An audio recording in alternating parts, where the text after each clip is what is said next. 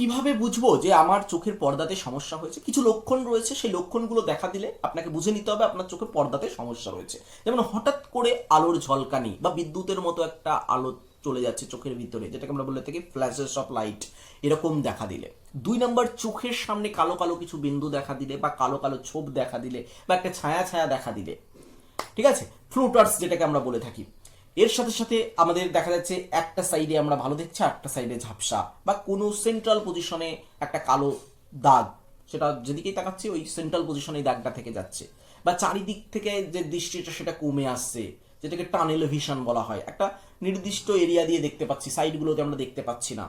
এছাড়াও রং চিনতে পারা যাচ্ছে না, ঠিক আছে, হঠাৎ করে দৃষ্টিটা একদম ঝাপসা হয়ে যাওয়া, বা কোনো জিনিস বাঁকা বাঁকা দেখা, যেটা ম্যাকুলার ডিজেনারেশনের ক্ষেত্রে বললাম। তো এইগুলো দেখা দিলে অবশ্যই যত তাড়াতাড়ি সম্ভব একজন অপথলমোলজিস্টের সাথে আপনাকে কনসাল্ট করতে হবে, আপনাকে রেটিনা চেক আপ করাতে হবে।